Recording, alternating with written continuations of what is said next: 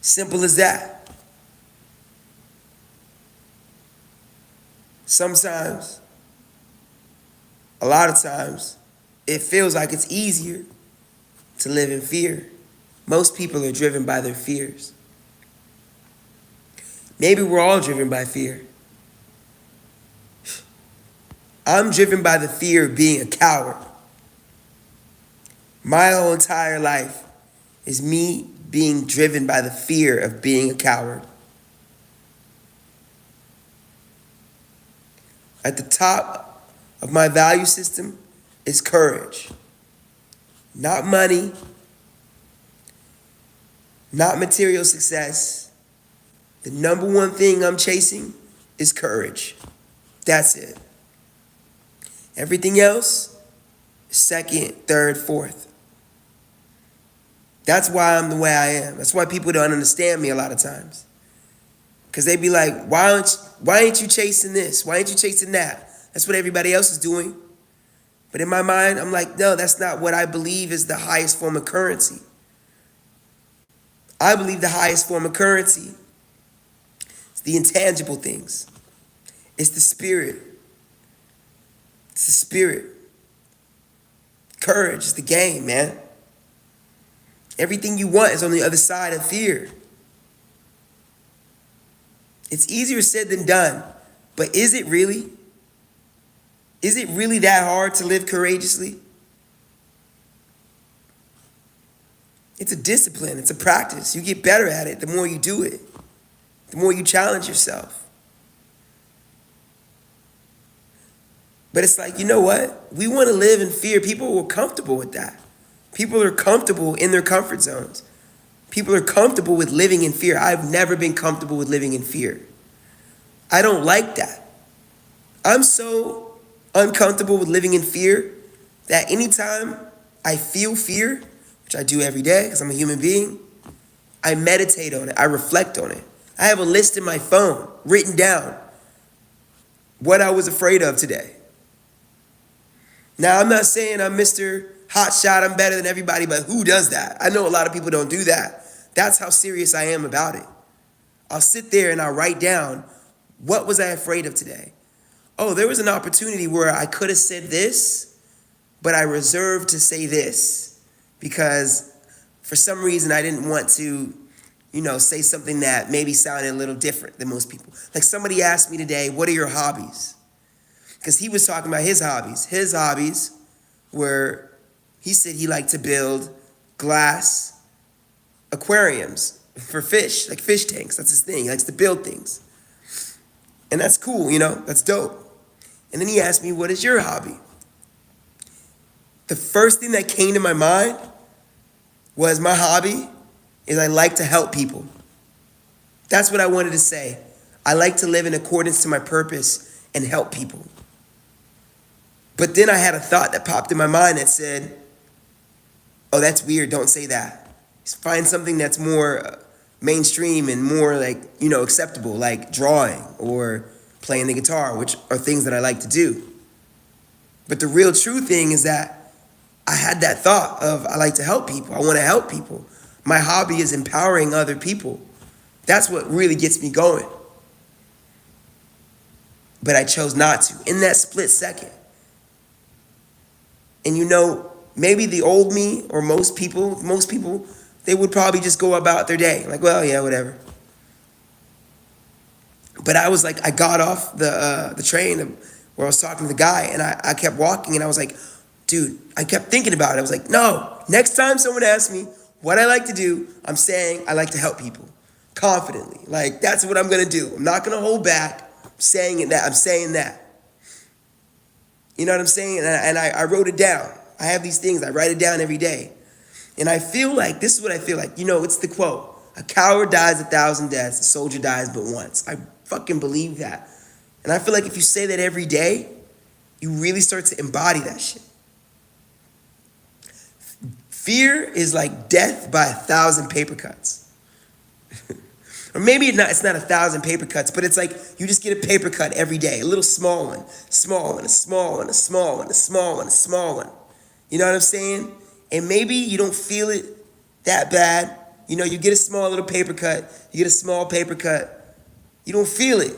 But after a while, you live like that, and now you're just filled with paper cuts, and now it's uncomfortable because you're a coward. Now, I can't speak for women. Women and men are totally different creatures. You know what I'm saying? We're not the same. One isn't better than the other, but we're just not the same. Men are different. As a man, being comfortable with being a coward is something that a lot of men are living their lives doing.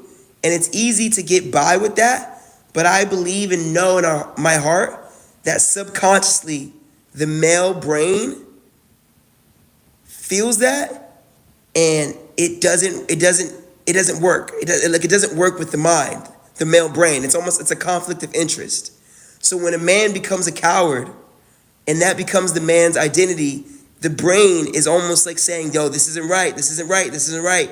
And like, it's basically like a check engine sign, like in the car, you know what I'm saying? The check engine light clicking off. This isn't right, this isn't right.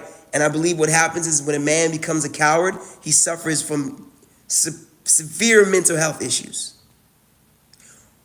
Severe mental health issues. And this is the state of society. And it's like a mental health crisis that's happening, but no one can see it. But we're seeing the effects of it politically. The cities are failing slowly. More homeless people, more people working jobs that they hate, less people speaking out. You know what I'm saying? More crabs in the bucket type society. The culture is more mediocre. You know, it's a culture. And you don't see it until you get pulled out of it. And then you start walking the road less traveled, and you say, you know what, fuck this. I'm going to walk the courageous path, and I'm going to challenge myself to not be a coward and to be a hero of my own story. And then you start to see how many people are living a life of cowardice, comfortable cowardice. Now, I'm not here to speak from a space of I'm better than anybody. It may sound like that, but I'm aware of how I'm speaking and how I come across. So I'm going to say this. I have empathy for people who are living in fear. We're not taught to be courageous. We're not taught, be courageous, be courageous. We're taught, go to college, go to school, get a good job, follow the rules, do right, be good. We're just taught these things, like these are the principles. Be good, follow the rules, go to school, make mom and dad proud, make society proud. Now, there is some merit to some of those things. You want to follow some of the rules. You know what I mean? But one thing my father told me was, boy, you better have courage. He said that so many times. He created a monster. He created a monster. Because at one point in the relationship, I stopped listening to what he told me to do. Because my heart was telling me, no, I don't want to do that, because that doesn't feel authentic to me. The path you're telling me to go down, Dad, isn't authentic to me. I have to go this way. And he couldn't accept that about me, not knowing that he basically programmed me to be the type of person he didn't want me to be, or go down the path he didn't want me to go down. And so he told me to be courageous, be courageous, be courageous, be courageous. If everybody's going left and you want to go right, go right. If everybody's zigging and you want to zag, you better zag. Be courageous. That's the plan, man. Now, does that mean every day you're going to be motherfucking Hercules and be impervious to fear? No, you're a human. You learn. You learn. But the challenge is to never feel that, to never let it defeat you. How can you live a life of confidence and courage in yourself? Not just confidence, live a life of courage. I would argue courage is more important than confidence. I would argue courage is way more important than confidence. If you can't be confident, it's all good. Be courageous. You'll gain confidence through the courage. Challenge yourself. What is there to be afraid of? You're afraid of the things we're afraid of is ridiculous. There's nothing to be afraid of. That we think the things that we're afraid of like will make and break our whole lives. We're afraid of losing relationships. We're afraid of losing jobs. We're afraid of losing the respect and adulation of people. We're afraid of these things. And I believe it's because we're afraid of walking alone. We're afraid of the rejection. And that really stems from a lack of self-love and self-worth within yourself. Because when you truly love yourself, you don't need the world to love you. When you truly love yourself, you're able to say, fuck this, I'm out. Fuck this, I don't agree. Or, respectfully, I disagree. Respectfully, I'm out. You're able to walk alone. Because you love yourself, you know that you're going to be all right. Or God loves you. There's a lot of things. We could talk about it all day. It's the lack of faith in our society. People don't pray to God as much as they should. There's not a culture, like the culture of faith in a higher power has kind of been removed. Nowadays, a lot of people say the universe. I'm spiritual. They want to replace God with the word universe. Now, I like the word universe too from a manifestation thing, but I look at it like this. God is the manager and the universe is the shopping mall or whatever, or like the apartment complex. You know what I'm saying? We live in the universe, but God is the manager type shit. You know what I'm saying? And we're the tenants living in that place. And so when I say God, when you believe in God and you truly have a relationship with God, you understand that no matter what, God loves me. And when you truly believe in that and you pray to God and you have that relationship and God loves me, man, it's so empowering. It's empowering. A lot of people will be like, nah, I don't know about that God stuff. That's oppression. I would say more like religion is oppression, but believing in God, that's not oppression. That's not oppression. That's a weapon. That's like a form of power. That's like having a sword on your hip. Why wouldn't you want a sword on your hip? If we were allowed to have a sword on our hip 24/7 in this world, I would be a guy with a sword on my hip. If we were all allowed to have a gun on our hip, I'd probably be a guy with a gun on my hip. Just say it. Now, I know it sounds kind of ridiculous. Someone's going to cut this video up and be like, look, you see, violent guy. I'm not saying that in a violent way. I'm saying it metaphorically. If you knew you could have this power, why not take it? Why not have it? God is the power source. So believing in God and knowing that God loves you and having a relationship will give you the power to be able to walk alone. When you love yourself and accept yourself, now that's one, knowing God loves you. Self-love, which stems from self-acceptance.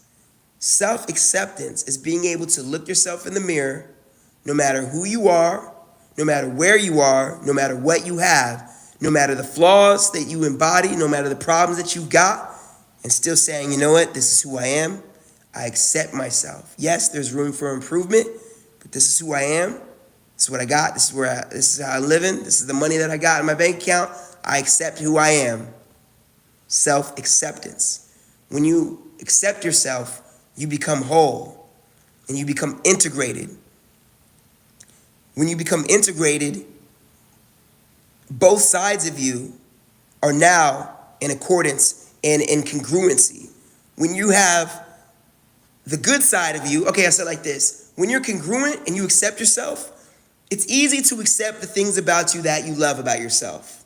It's easy to accept the fact that you have certain talents and abilities and things about you that make you a great person, a loving person, a person that, just you appear to be so great.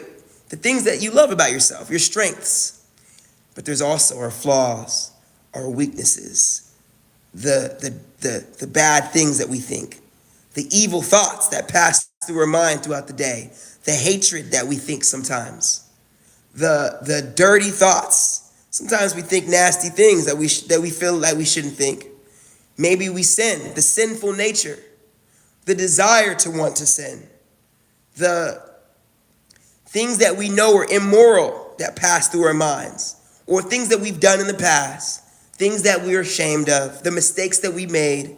The list can go on and on.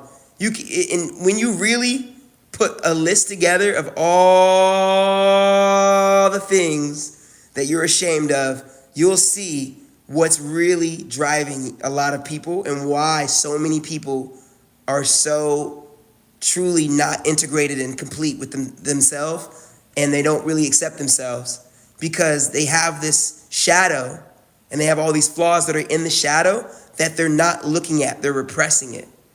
And it drives you subconsciously, unconsciously. It's driving most of society. And so when you're not fully accepting yourself, what's going to happen is you're not going to fully love yourself. If you don't love yourself, you're not going to walk in courage. You're not going to challenge yourself to live courageously because secretly you hate yourself. It's a deep thing, man. But this is why the world is the way the world is. This is why there's so much problems. The reason why there's so many problems is, and we can get to this, I'm gonna get to the solution. The reason why there's a lot of problems in society is because it's hard to go to war against the world and not physically go to war. Maybe there is a physical war, but spiritually go to war. And when I say spiritually go to war with the world, it means to go out into that world and make something of yourself. Go out into that world and assert yourself into the simulation, into the matrix. Walk into the rooms you're not accepted in, but you're going to walk in there courageously and say, this is who I am. Knock on those doors. Make those cold calls. Stand up and say, fuck this. Fuck the status quo. I don't like this. We should change this. You know what? We should march to Capitol Hill. The reason why there's no revolutionary spirit in our society is because people are at war with themselves. If you're at war with yourself, how can you go to war with the world? How can you have fire in your belly to go to war with the world? And so because we're split in two, we're not fully integrated. People don't accept themselves. People are subconsciously at war with themselves. And you know who's at war with themselves? All of us, the everyday people. Your neighbor who walks outside, takes the trash out. The guy that's driving the bus. The guy that's delivering your mail to your mailbox. The dude that rings up your food at the grocery store. Your barber. All of us.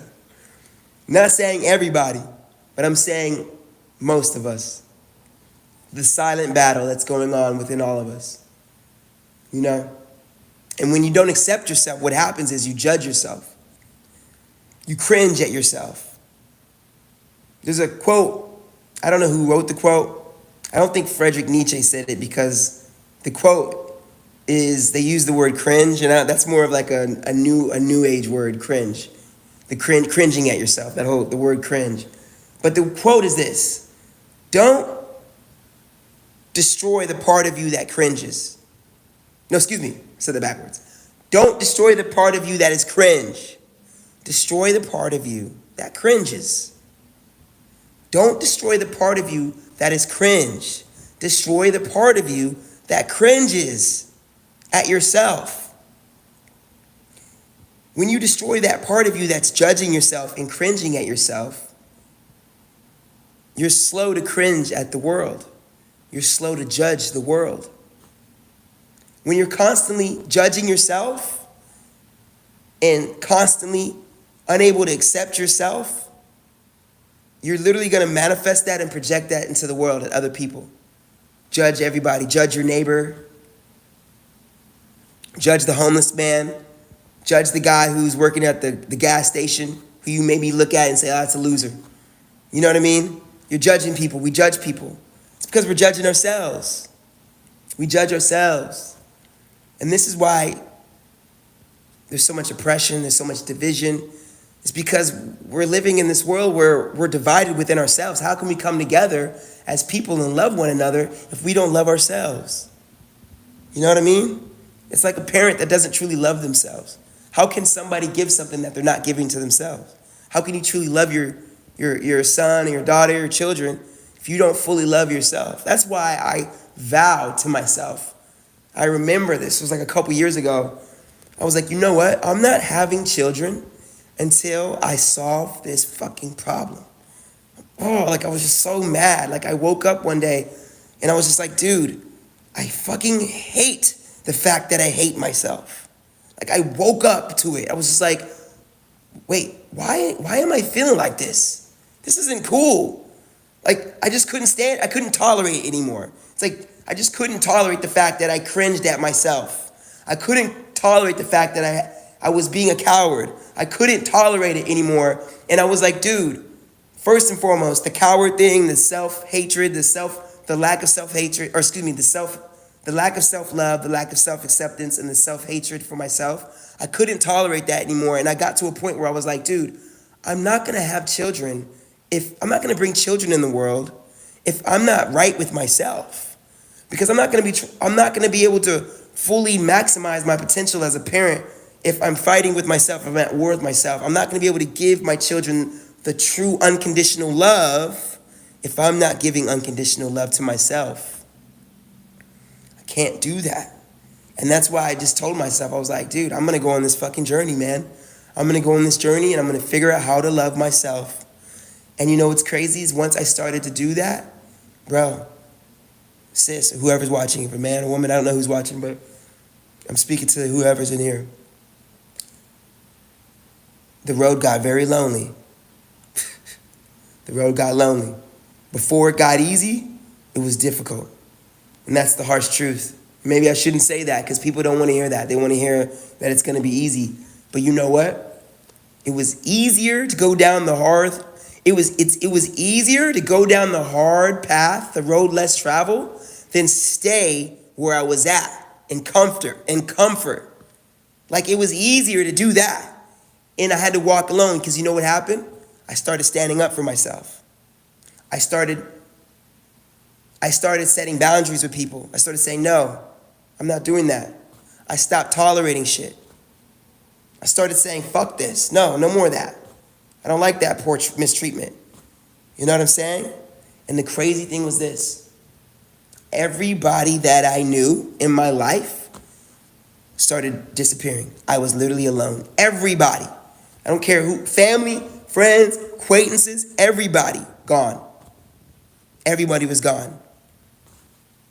They all shed themselves from me, or I cut them off from me. And you know what? I'm not mad at them. It's my fault because I take accountability. Not my fault in an angry way. I know I'm speaking I sound kind of angry, but I'm speaking passionately. I know I'm working on that. I'm working on my dynamics, working on being able to sound passionate and be all like intense and then be chill back. You know what I'm saying? So I can bring the crowd with me, bring them down, keep the crowd in the palm of my hands type shit. You know what I'm saying? But hear what I'm saying is this. I was only showing the world half of me because I wasn't fully integrated. I was only half of me. I was only showing the world half of who I was. So if people only see half of you, and they like you, it's because they only like one half of you. You know what I mean? And whose fault is that? Their fault? No, it's my fault. That's who I was presenting. So they liked who they saw. But who they saw was only half of me. And what was happening was I was disrespecting myself by not being who I truly was, which was the other side of me. And once I became integrated and said, this is who I am completely. This is who I'm going to be. I realized that people didn't love me for who I actually was. But it wasn't their fault. It was my fault. How can I expect you to love me for who I was if you didn't know who I was? So who was being inauthentic? I was. And I didn't even know it. But I learned, you know. I'm learning. You know, I had this mentality where I was like, you know what? From here on out, I'm going to show people exactly who I am. Everything. I want you to know exactly who I am. There's not going to be anything in the closet, nothing in the shadows, nothing. Now, do I have to tell everybody my business, my personal things? No, not everybody needs to know every single thing. But when it comes down to just like who you are as a person, I'm going to let the world know. Have I thought racist thoughts? Yes. Have I thought gay thoughts? Yes. Have I thought hater thoughts? Yes. Homophobic thoughts? Yes. Have I thought all these nasty things, bad things? Yes. I'm free now. Now what? Can you use that against me? Go ahead. Go ahead. It's all good. It's all good. Because you know what? All the people who want to hate on that, talk shit about that, hypocrites. Because you know what? They're the people who do the exact same thing. But they're the ones who are hiding. They're the pretenders. They're the pretenders. People who hold the facade. That's okay. But guess what? I believe that holding a facade and being a pretender takes way too much effort. It's so much easier to go out into this world and be exactly who you are. Because you know what? Now I'm free. Now I'm liberated. Now I'm free. There's a lot of people who have all the money in the world, but they're not free. They're rich materially. They have material wealth, but they're not free psychologically. They're mentally enslaved. Free your minds, man. Marcus Garvey, Bob Marley. Emancipate yourself from mental slavery. It's all a mental slavery game. If the society was mentally enslaved, if there was mental liberation, we'd have less mental health problems. There would be less school shootings. There would be less oppression. There wouldn't be oppression. There wouldn't be any of that stuff. I mean, maybe it'd be a little bit, but it would be, the numbers, the statistics would drop dramatically. There would be more unity. Once we'd free our minds, we would stop looking at each other as, we would stop judging each other. You know what I'm saying? Because once I looked at myself and looked at all the flaws within me, it started to show me to stop judging other people. When someone makes a mistake, fucks up, or even someone who's a racist. Yeah, I don't like it. Yeah, I want to, the African in me, if someone's a racist against black people, the African, the blackness in me, the revolutionary me, the me wants to say something, and I do, and I will. But at the same time, there's a part of me that doesn't fully judge all the way. Because I'm like, you know what? That person's mentally enslaved. I have empathy. Now I'm going to stand up. I'm going to say something when I need to say something. I'm not going to allow disrespect. But at the same time, I have empathy. That person's in pain. They're in deep pain within themselves. You know what? Now I can learn to forgive them. Forgive them. What's the Bible quote? What is Lord, forgive them, Father, for they don't know what they do. It allows me to forgive. It allows me to let go of the bitterness, the hatred, or just the anger. You know what I mean? Now it's like I don't hate the haters anymore. That was something I had a problem with, man. What a paradox, an oxymoron, or whatever it's the irony, paradox, oxymoron, one of those three. I was hating the haters. You know what I mean? Like even with white people. I grew a hatred for white people because I had a belief system that all white people were racist. Not all white people are racist. No, that's racist in itself. That's literally doing the exact same thing, but in a different way. So I had this behind the scene hatred for white people. Because I'm like, oh, they're all racist. All of them, they all hate black people. So I hate them back for hating me. And it's like, you can't defeat hate with hate. This is Martin Luther King, man. Gandhi. They said the same things. It doesn't work like that. You don't defeat fire with fire. You try to put fire out with fire, you create more fire. And that's what I was doing without even realizing it. And then I had to look at myself and be like, oh, I have the same thought in my brain. It may be coming from a different perspective, from a different vantage point and viewpoint, but it's still the same type of belief. The belief that I can hate someone else. And that all stemmed back to what I was saying, from hatred with myself, from not loving myself, from not being able to love myself. And it all stems from, like I said, from self-acceptance. Everything I'm saying is not some pseudoscience bullshit that I'm pulling out of my ass. This is me studying Carl Jung, Sigmund Freud, Carl Jung, shadow work. It's all shadow work. Society right now always has a collective shadow. There's a collective, and right now it's huge right now. The more I do shadow work, the more I look at myself, the collective shadow is gigantic. It's a bunch of people who are hiding who they really are so that they can present themselves into the world. Coronavirus, we were all wearing masks. But one thing I always said, I was like, it's ironic that everybody's wearing masks, but they're just wearing masks to cover up the masks that they're already wearing. And the fact that people have taken their masks off doesn't mean that we're not walking with masks. We're still walking with masks. And this is a gigantic stage show.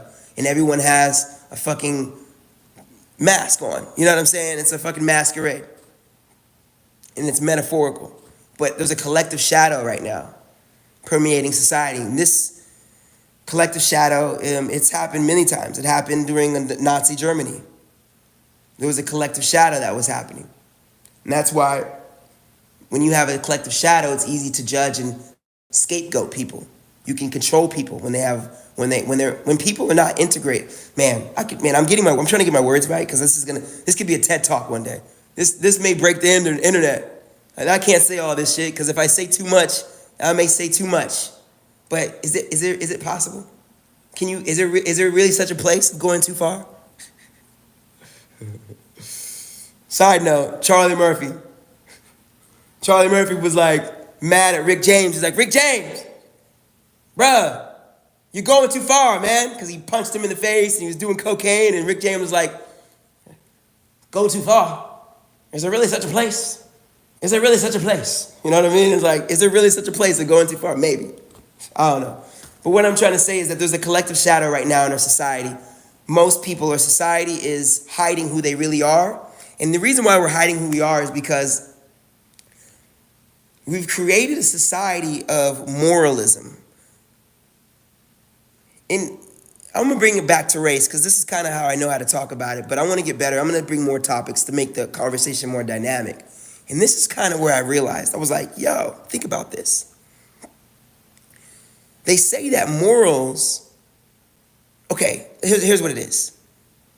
Just because people are not shooting each other and raping each other and robbing each other and blowing bombs up and doing just terrible things in the streets, does that mean we're living amongst a society of good people?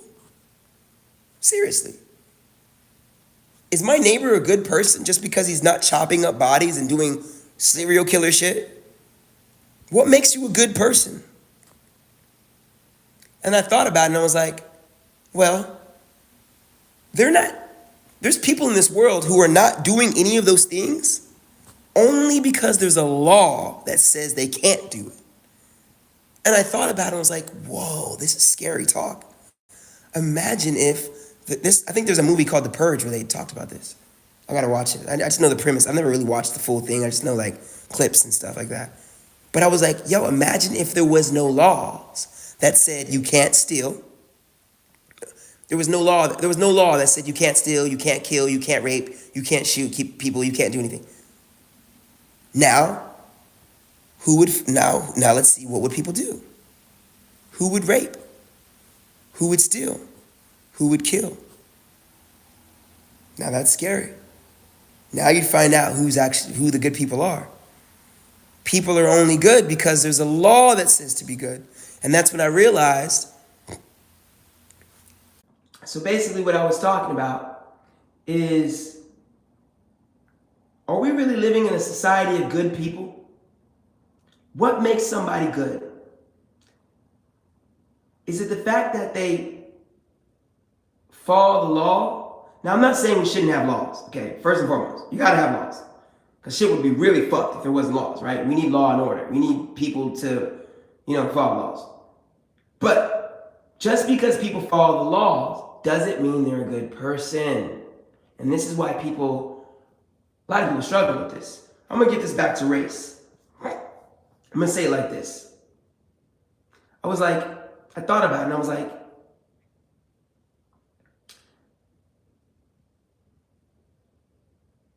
and this is one of the problems I noticed that I think with white people. I don't like saying white people. Let's say are Americans who are of Caucasian European descent. This is what I realized, and I think this could maybe dispel a lot for, I don't want to say white people, because I'm critically thinking about race in America, and I feel like some of these words are actually secretly control mechanisms to divide us. And a lot of people may disagree with me, but if they really, really thought about it and they really heard what I was saying, they would really understand that I'm not saying what I'm saying to hurt anybody's feelings. And when I speak, I want anybody to know when I'm speaking, I'm not speaking to be divisive. I'm not speaking to hurt people. Even if I'm speaking intensely or saying the truth, my intent behind the words foundationally is to wake people's minds up, to get people to think and to help people. And I feel like I'm doing God's will, and that doesn't mean I'm always gonna say the right thing. Doesn't mean I'm always gonna be perfect, but I have good intentions. I'm saying that right now to clarify to anybody out there. And so what I'm saying right now is for the Americans who are of European descent, Caucasian, our fair-skinned brothers and sisters, the white Americans. I think a lot of white Americans struggle with their shadow. And I realized this about white America. I started looking at it. I was like, oh, racism is still alive and still kicking, baby. Some people say, no, it's not real, it's not happening. They'll say it's not real, not happening because nobody's calling me a nigger to my face. We're not allowed to do that anymore. Nobody's running through the streets and grabbing black people by the neck and hanging them, you know what I'm saying, by trees. So racism exists. When you walk outside to walk into a liquor store or a convenience store, there's no whites only signs anymore. You're not allowed to do that. But then I thought about it and I was like, well, if there wasn't a law that said you're not allowed to do that, how many white people would still have signs that said whites only? How many white people would say, you know what, let's put a sign that says whites only? I'm pretty sure a lot would. Maybe a lot of black people too. I'm not saying black people wouldn't. I'm sure now black people would start saying black onlys. And it makes me wonder, in the 60s, were there ever any black owned businesses that said blacks only? You'd think that there would be that, but there's never any pictures or historical evidence of that. That's something to think about too. Because probably that's what I would have thought to do. I'd be like, guys, if the sign says white only and they don't want us in there, why not we just start our own businesses and put a blacks only sign? Fuck it, and we'll create our own shit. You know what I mean? Like, that's what I would have thought to do. Not to be any ill will, but it's like, you know what? Why not? And not to fight fire with fire. Maybe that's a conversation in itself. But I started looking at white America and I was like, I have a lot of white friends who are, and met a lot of white people who I could tell that they're good people. It's a good person. My discernment, I can see that person's heart. That person has a good heart. I could tell that they're not perfect. But at the same time, that person sees the humanity in me. That person doesn't just look at me and just automatically write me off and just automatically assume that I'm, whatever the society has told them black people are. They see something within me and they like me as a human. You know what I mean? That person sees me for who I really am. But then I have encountered a lot, and I feel like, and then I'm gonna say this, but I feel like more so than the other white people that I said, I've met more white people who didn't see me like that and who I believe were hiding their racism towards me because they're not allowed to show that they're racist. So they hide it. And I'm looking at the world, I'm like, Kanye West said a line about that in one of his first albums. Racism's still alive, they just be concealing it. Racism's still alive, they just be concealing it. People dropping new shit and I just don't be feeling it. That's why I get on every track and I be killing it. You know what I'm saying? Like, I started thinking about that and I was like, okay, it's still real. You know what I mean? It's still real. And,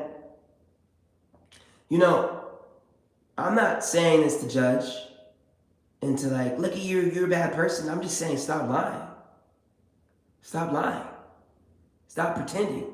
Stop smiling in my face and acting like you like me. You know what I mean? Just be cool.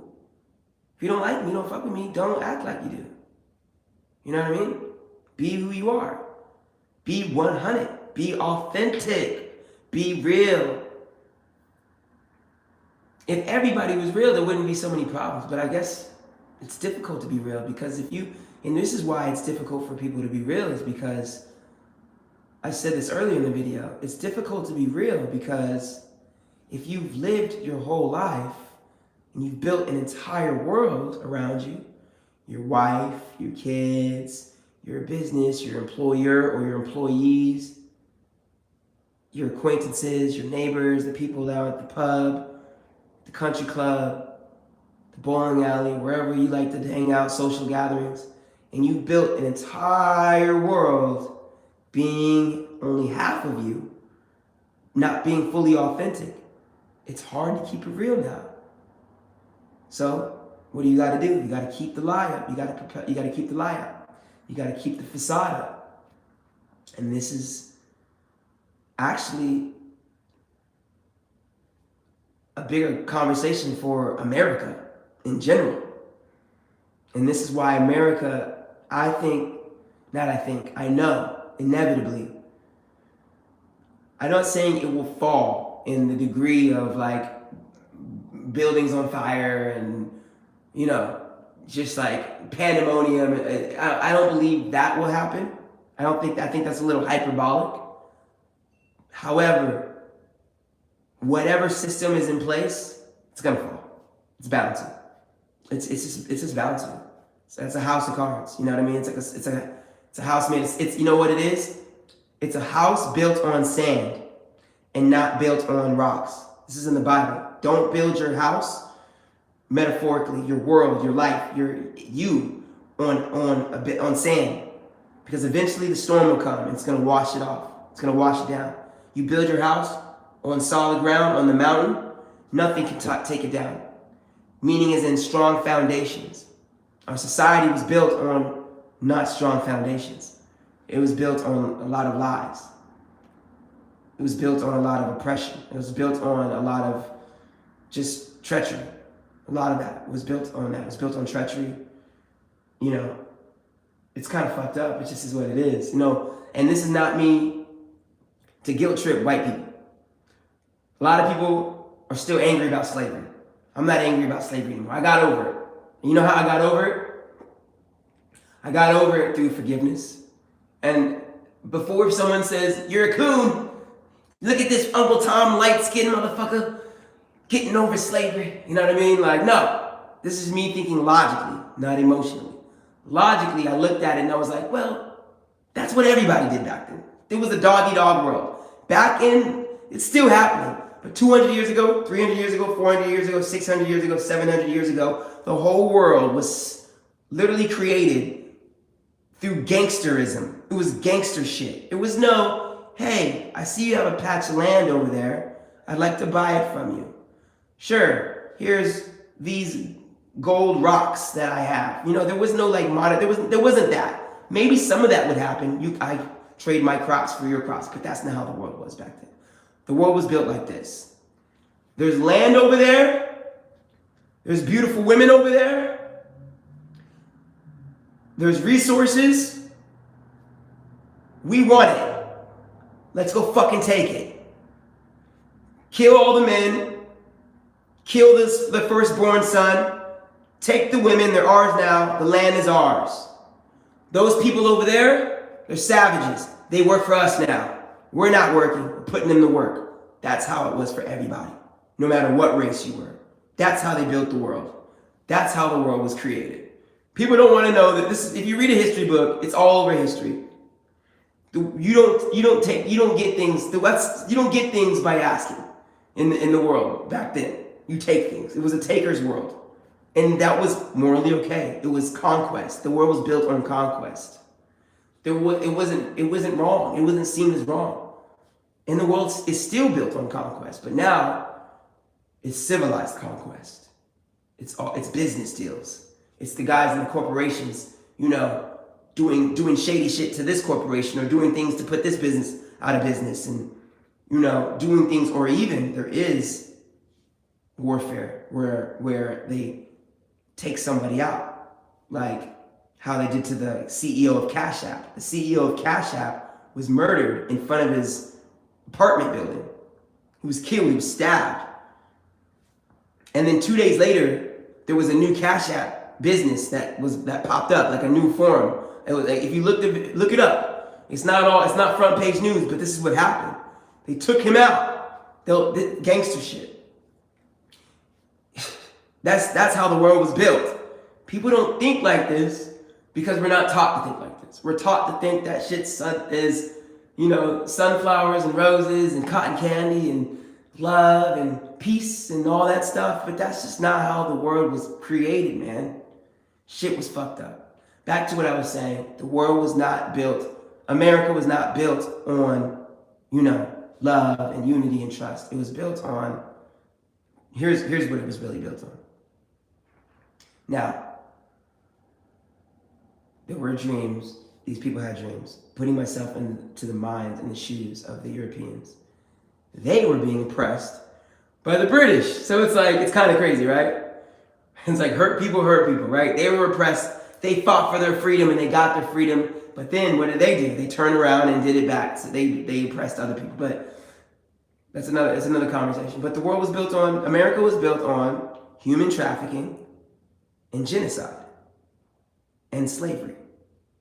It's just the truth. It's just the truth. It should be in every book. We're not allowed to say that. Because if you said that, if that was taught to the kids, then, well, how would we, you know why they don't want to teach that to the kids? Because if the kids knew that, then they would be like, well, fuck this system. Why would I pay my taxes? Why would I keep paying taxes to a government that was designed on oppression? Why would I do that? They need obedient people who are going to work their jobs and shut the fuck up and, not complain. You know what I'm saying? And just go get along. So we're not going to teach them that. We need to teach them to follow the rules. We need to teach them to follow the rules, But that's how the world was built. And, I believe that the world, America, is going to suffer because of the fact that it's built on lies, and it's a system that has to keep basically propagating itself. It's like when you tell a lie, you gotta tell another lie, you gotta cover up lies, and now it's just like this big thing. And like the reason why if there is a revolution, if there will be a revolution, and the reason why maybe there isn't I'll say this, the reason why there hasn't been, and there might just probably not be one, is because that people are at war with themselves. We're at war with ourselves.